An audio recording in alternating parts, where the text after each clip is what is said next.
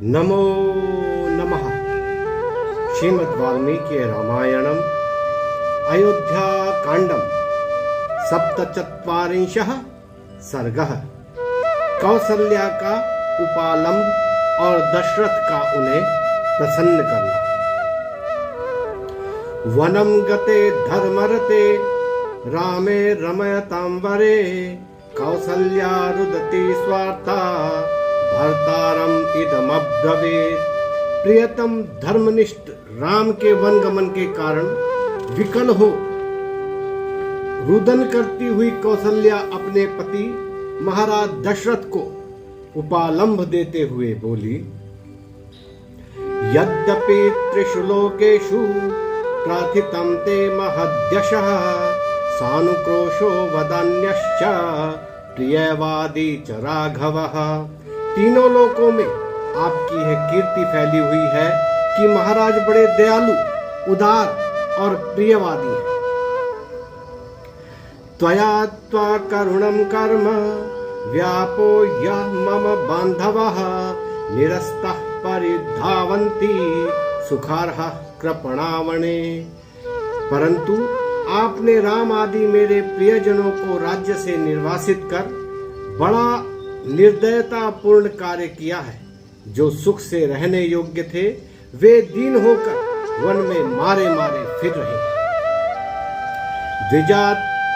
द्विजाति चरितो धर्मः शास्त्रदृष्टः सनातनः यदि ते धर्म निरते त्वया पुत्रे विवासिते। यदि तुम द्विजों द्वारा आचरित शास्त्रोक्त सनातन धर्म को मानते हो तो क्या ऐसे धर्मनिरत पुत्र को कभी देश निकाला दे सकते थे? गतिरेका पतिर्नार्या द्वितीया गतिरात्मजः तृतीया ज्ञातयो राजन्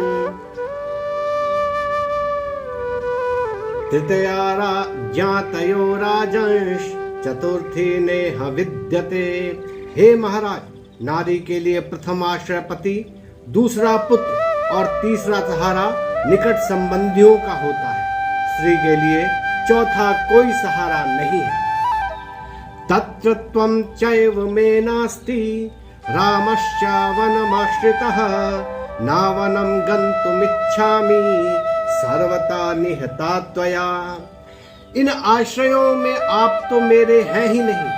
दूसरे सहारे राम को आपने वन में भेज दिया। आपको छोड़कर मैं वन में भी नहीं जा सकती, अतः आपने मेरा सर्वनाशी कर दिया।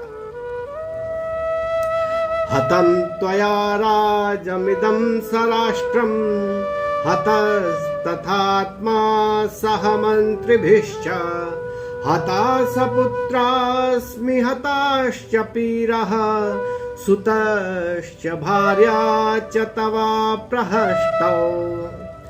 आपने राम को वन भेजकर अनेक छोटे राज्यों सहित इस विशाल राज्य का मंत्रियों सहित, अपना पुत्र सहित मेरा और समस्त अयोध्या वासियों का सत्यानाश कर दिया।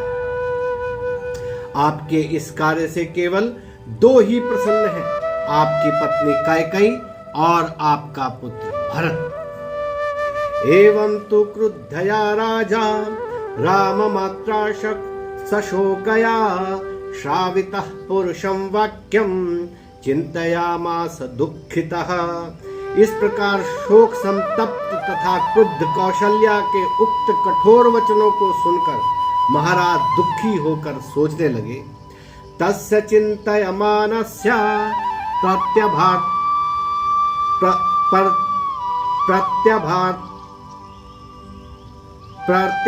कर्म दुष्कृतं यदनेन कृतं पूर्वम् आज्ञानाच्छब्द वेधिना। सोचते सोचते उन्हें एक पूर्वकृत पाप कर्म स्मरण हो आया जिसे शब्द वेधी वाण चलाने वाले दशरथ ने पहले कभी अज्ञानवश कर डाला था। विमनास्तेन शोकेन राम शोकेन च प्रभुः दाभ्यामपि महाराजः शोकाभ्यामन्वतप्यत। उस शोक से तथा राम के वियोग से महाराज उदास हो गए। दोनों शोकों से महाराज संतप्त एवं विकल हो गए। दह्यमानः च शोकाभ्याम कौसल्यामाह भूपतिः वेपमानोऽञ्जलिं कृत्वा प्रसादार्थम अवान्मुखः। इन दोनों शोकों से दग्ध और दुखित महाराज दशरथ कांपते हुए हाथ जोड़कर तथा मुख नीचा करके कौसल्या को प्रसन्न करने के लिए उससे बोले, प्रसादये त्वां कौसल्ये रचितोऽयं मयाञ्जलिः वत्सला च नृशंसा च त्वं हि नित्यं परेष्वपि। हे कौसल्या, मैं हाथ जोड़कर तुम्हें प्रसन्न करना चाहता हूँ। तुम प्रसन्न हो जाओ, क्योंकि तुम तो दयालु हो और विरोधियों के साथ भी प्रेम करती हो। फिर अपनों के साथ तो कहना ही क्या। भर्ता तु खलु नारीणां गुणवान निर्गुणोऽपि वा गुणवान निर्गुणोऽपि वा धर्मं विमर्शमानानां प्रत्यक्षं देवी दैवतम्। हे देवी, यह तो तुम जानती ही हो कि धर्म का आचरण करने वाली स्त्री के लिए उसका पति ही, चाहे वह गुणवान हो या निर्गुण, प्रत्यक्ष देवता होता है। सा त्वं धर्म परा नित्यं दृष्टलोक परावरा नार्हसे विप्रियं वक्तुं दुःखितापि सुदुःखितम्। सदा धर्माचरण में तत्पर और संसार की भलाई बुराई तथा ऊंच नीच को समझने वाली तुम्हें शोक संतप्त होने पर भी मुझ दुखी से ऐसे अप्रिय वचन कहना उचित नहीं। तद्वाक्यं करुणं राज्ञा श्रुत्वा दीनस्य भाषितं कौसल्यावसृजत् बाष्पं प्रणालीव नवोदकम्। दुखी महाराज के करुणापूर्ण वचनों को सुनकर कौसल्या के नेत्रों से इस प्रकार अश्रुधारा बह निकली, जिस प्रकार नालियों से वर्षा का जल बहता है। मूर्ध्नि वद्भारुदति राज्यः पद्मम् अवाञ्जलिं संभ्रमाद ब्रवीत्रस्ता त्वरामाणाक्षरं वचः। कौसल्या ने महाराज के पद्म के समान जुड़े हुए दोनों हाथों को अपने सर पर रख लिया।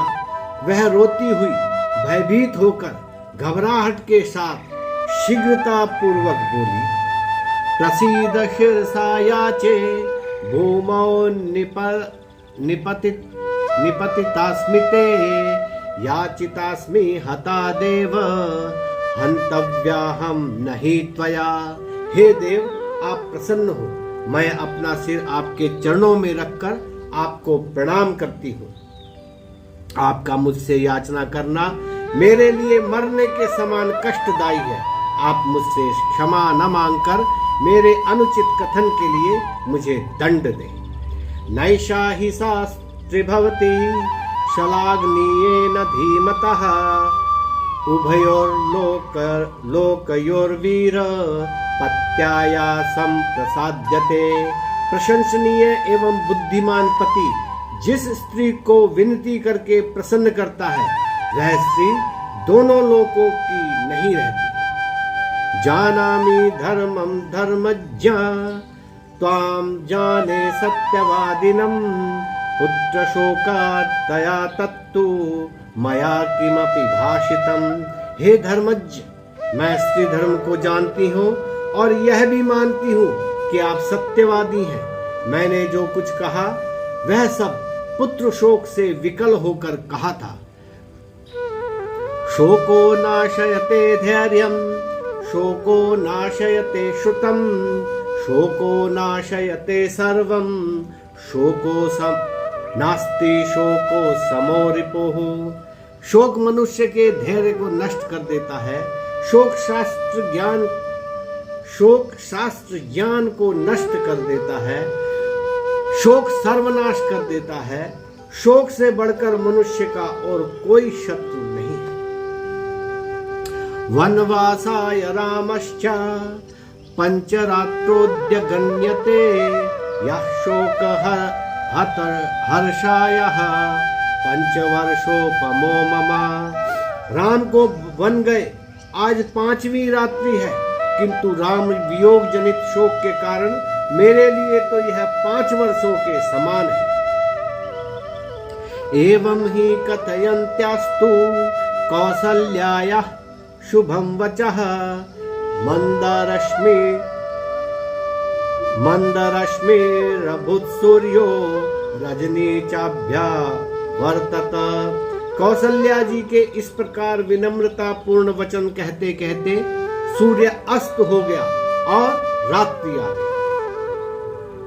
तथा प्रसादितो वाक्यैर् देव्या कौसल्यया नपः शोकेन च समाक्रांतो निद्राया वशमेवान्। देवी कौशल्या द्वारा कहे गए वाक्यों से प्रसन्न और शोक से उत्पीड़ित होने के कारण महाराज को नींद आ गई। नमो नमः।